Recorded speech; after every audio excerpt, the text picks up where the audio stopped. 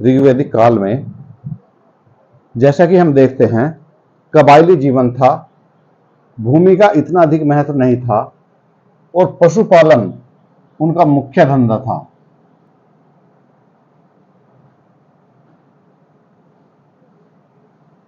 आर्यों का मुख्य व्यवसाय पशुपालन था।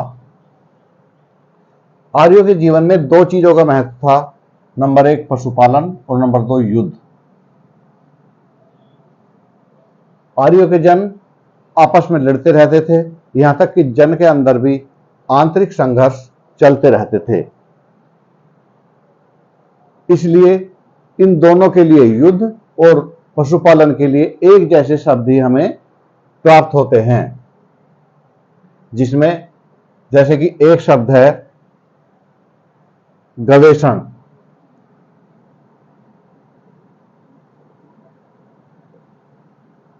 ये देखने के लिए तो गाय से संबंधित है, परंतु यह युद्ध के लिए प्रयुक्त हुआ है और इसका अर्थ होता है गायों की गवेषणा।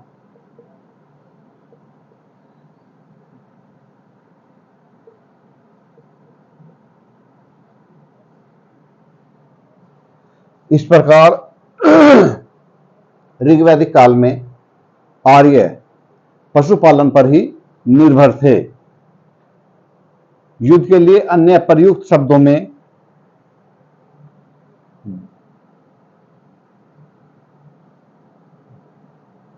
गवेषण,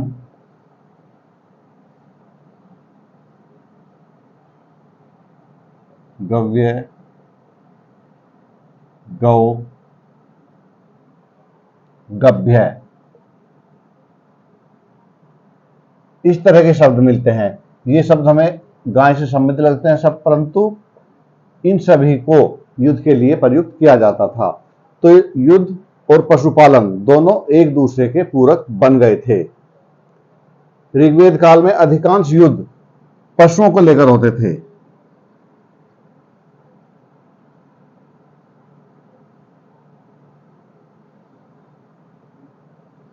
क्योंकि भूमि संपदा का उस समय तक उदय नहीं हो सका था, इसलिए अधिकांश युद्ध पशुओं को लेकर ही होते थे। रई यानी कि संपत्ति की गणना पशुओं से की जाती थी। जिसके पास जितने अधिक पशु उतना ही वो धनवान।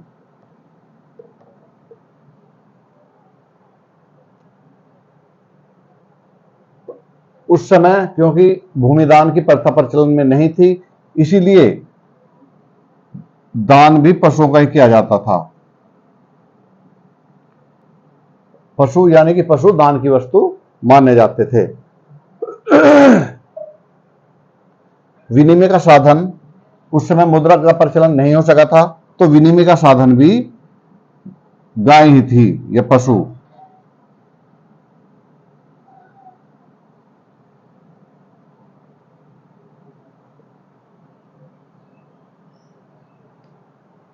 तो इस प्रकार पशुओं का महत्व था। और ऋग्वेद में कहीं भी भूमि अतिक्रमण,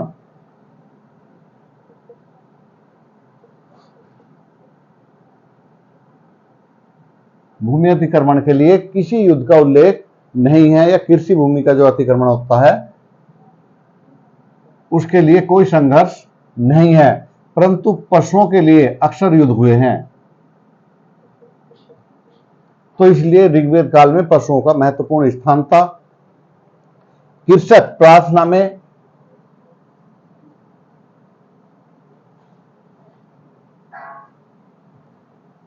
प्रार्थना द्वारा अधिक से अधिक पशु संपदा की उम्मीद करते थे, देवताओं से प्रार्थना करते थे कि उन्हें अधिक से अधिक पशु प्रदान किए जाएं। पुरोहित दान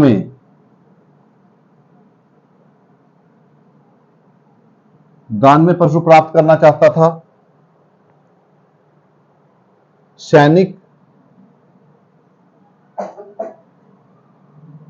युद्ध में विजय के बाद पशु लूट में अधिक से अधिक हिस्सा प्राप्त करना चाहते थे। पशुओं का इतना अधिक महत्व था। एक स्थान पर श्रम देवताओं को गाय से उत्पन्न कहा गया है।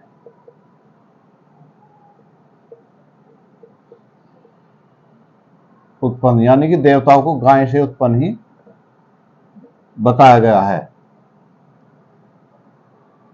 देवता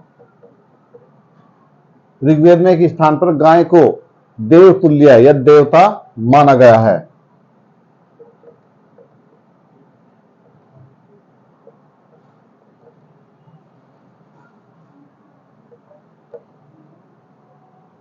ये सभी बातें ऋग्वेद काल में पशुओं का महत्व बताते हैं, जिनसे उस समय के पशुओं के महत्व का पता लगता है। पशु हरण की परंपरा बहुत अधिक थी। लोग पणियों से डरते थे।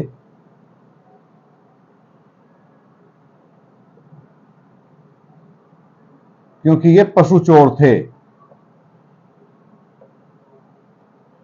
और ये पशु संपदा की दृष्टि से समृद्ध लोग थे, संपन्न थे, तो लोग इनसे डरते थे।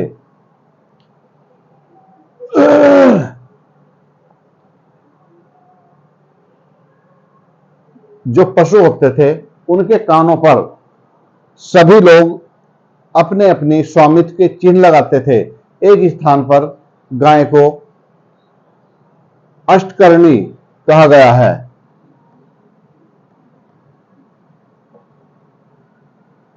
जिसका अर्थ होता है कि गाय के कान पर 8 का चिन्ह बना था। इस तरह सभी लोगों के पशु होते थे, उन पर उनके कानों पर इस तरह के चिन्ह होते थे जो स्वामित्व सूचक चिन्ह होते थे। इसके अलावा एक महत्वपूर्ण बात है, पशुचारण सामूहिकता पर आधारित था।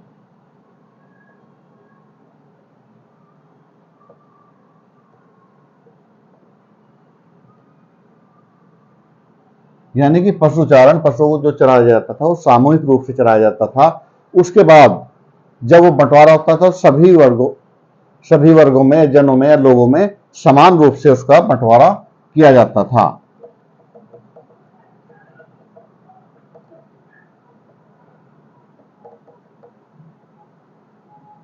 बंटवारा किया जाता था। ऋग्वेद में ऐसे उल्लेख भी मिलते हैं कि जब देवता लोग अपने लाभांश का एक साथ बैठकर सभी में समान रूप से बंटवारा करते थे। गाय के अतिरिक्त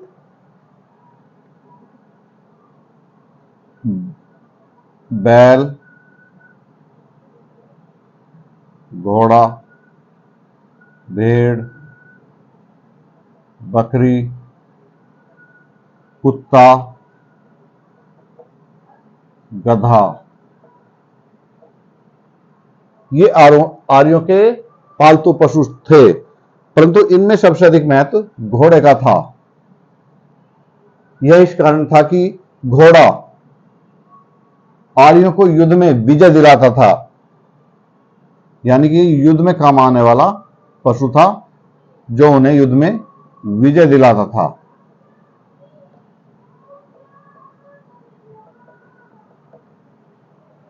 ऋग्वैदिक आर्य व्याघ्र, हाथी,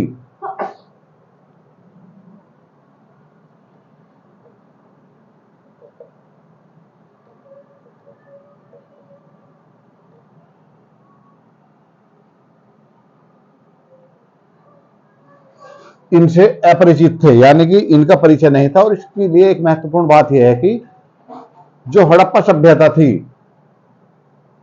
उसमें व्याघ्र और हाथी दोनों के हमें उल्लेख प्राप्त होते हैं। ये दोनों चीजें उस समय वहां के लोग जानते थे। इसके अलावा पशुओं में बत्तख,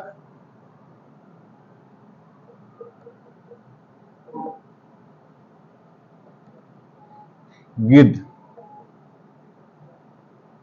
इनसे भी आर्य लोग अपरिचित थे। बत्तख और गिद्ध से भी आर्य लोग अपरिचित थे।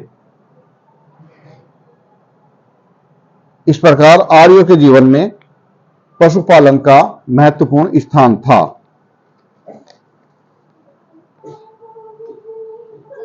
इसके अलावा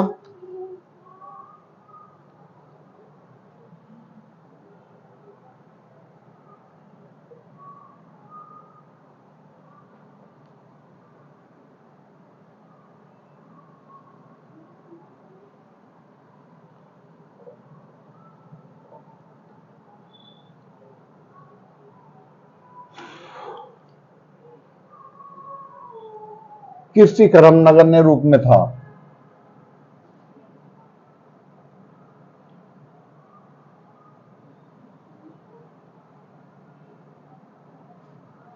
नगण्य रूप में किया जाता था। हमें ऐसा उल्लेख मिलता है कि ऋग्वेद के कुल 10,462 श्लोकों में केवल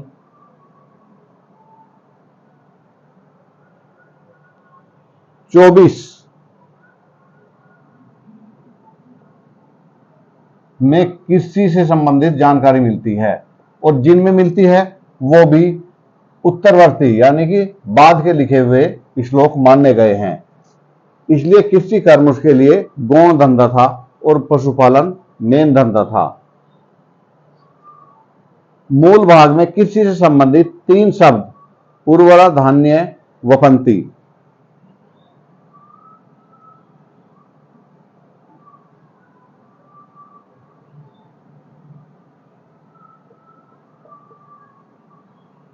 मूल पाठ में केवल ये 3 शब्द मिलते हैं जो कृषि से संबंधित थे, वरना ऋग्वेद में कृषि के बारे में बहुत ज्यादा जानकारी प्राप्त नहीं होती है। इसके अलावा ऋग्वेद में क्रश या कृष्टि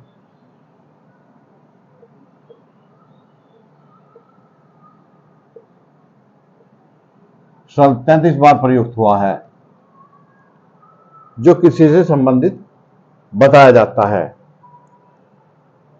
ऋग्वेद काल में हमें जो अनाज के बारे में जानकारी प्राप्त होती है, अनाज फसल के बारे में, वो केवल एक फसल थी, यव। विद्वानों का मानना था कि यो किसी एक फसल का नाम नहीं वरन सामान्य अनाज के लिए प्रयुक्त शब्द है।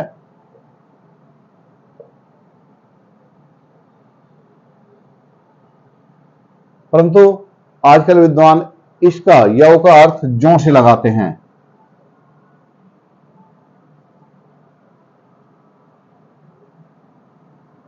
कि एक जौ थी फसल, उस समय की मुख्य फसल जौ थी।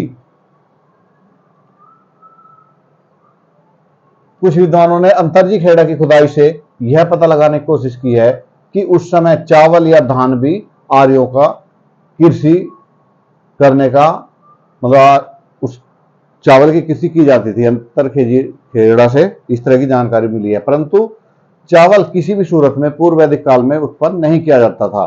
चावल उत्तर वैदिक काल की फसल है।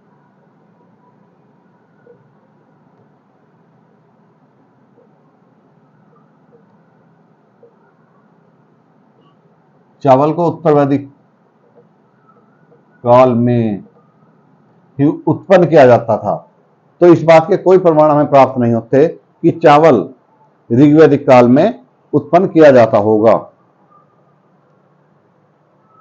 इसके अलावा कृषि संबंधित जो हमें और जानकारी मिलती है उसमें है उर्वरा या क्षेत्र। जो कृषि भूमि का क्षेत्र होता था उसे उर्वरा या क्षेत्र कहते थे। सीता, हल के द्वारा जो कुंड बनते थे, नालियां बनती थी, उन्हें सीता कहा जाता था। जब खेत जोतते थे तो नालियां बनती हैं। लांगल हल के लिए प्रयुक्त शब्द था।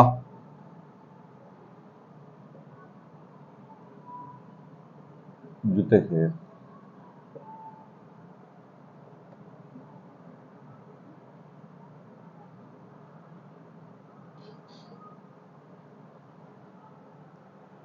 व्रत बैल के लिए प्रयुक्त शब्द था।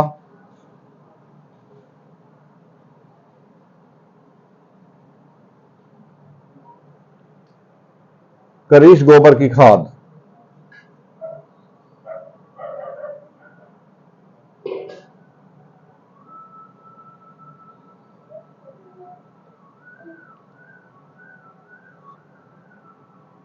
तो इस प्रकार इन बातों से हम देख सकते हैं कि कृषि कार्य का प्रचलन हो चुका था, परंतु वो उत्तर वैदिक काल में अधिक प्रचलन में आया था और पूर्व वैदिक काल के अंतिम दौर में कृषि का प्रचलन हुआ था। कृषि भूमि क्षेत्र उर्वरा कहलाती थी। उस समय खेत जोतने के भी प्रमाण मिलते हैं, जिस जो हल होते थे उसमें 2, 4, 6, 8 तक बैलों को जोड़कर हल चलाया जाता था, क्योंकि हल और बैल दोनों के लिए हमें शब्द मिलते हैं। कृषि को अधिक उपज पैदा करने के लिए उसमें गोबर की खाद मिलाई जाती होगी, क्योंकि अगर गोबर की खाद का उल्लेख मिलता है तो निश्चित रूप से इसका प्रयोग किया जाता होगा। तो इस प्रकार कृषि की ओर लोगों ने कदम बढ़ा दिया था।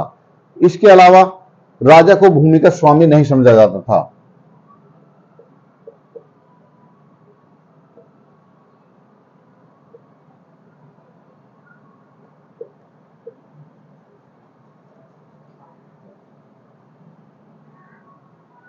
राजा को भूमि का स्वामी नहीं समझा जाता था। एक बात और ध्यान देने योग्य है कि दान में स्त्री दासी, पुरुष दास, पशु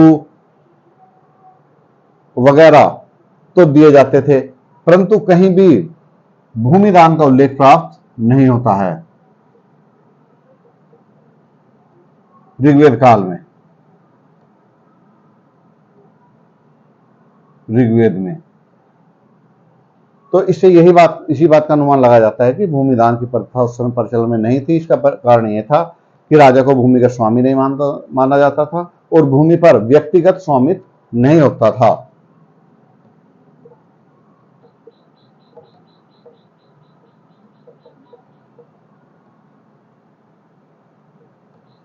नहीं था। इसके साथ साथ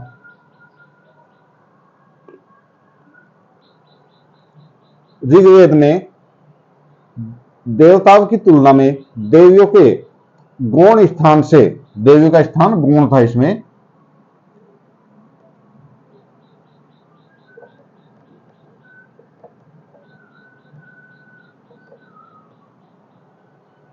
इस बात से भी यह समझा जा सकता था कि उस समय पशुपालन को महत्व दिया जाता था, क्योंकि यह एक प्रचलित परंपरा है। जिस सभ्यता में कृषि को महत्व दिया जाता है वहां पर महिलाओं को महत्व दिया जाता है और देवियों को पूजा जाता है, यानी कि मातृत्वात्मक समाज वहां की पहचान होती है।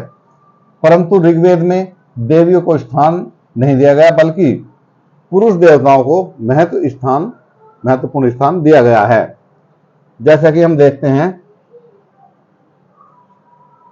इंद्राणी,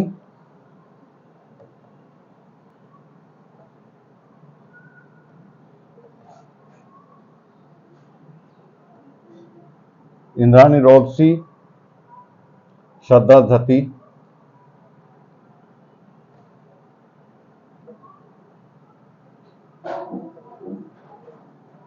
धति जैसी देवियों को अनादर के साथ पेश किया गया है। ये सभी देवियां थी, परंतु इनका कोई महत्व नहीं दिया गया है। इसके अलावा अदिति, इसके लिए अलग से मंत्र या सूक्त हमें प्राप्त नहीं होते हैं, अलग से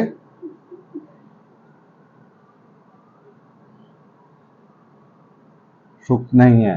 इसके अलावा ऋग्वेद काल में इंद्र के द्वारा उषा का बलात्कार अनेक स्थानों पर दिखाया गया है। यह भी एक इत्तेफाक की बात है कि जहां जहां इंद्र द्वारा उषा का बलात्कार दिखाया गया है, वहीं पर आर्यों की अनार्यों पर विजय दिखाई गई है। तो इसको अनार्यों पर आर्य की विजय के रूप में भी देखा जाता है, परंतु इस बात से यही पता लगता है कि देवियों का स्थान गौण था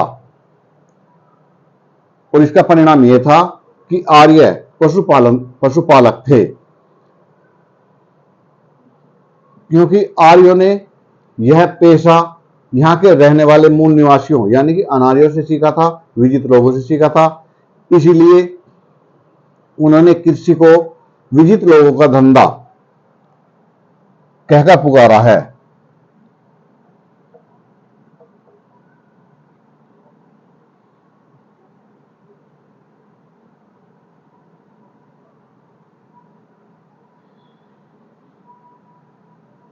तो व्यवसाय,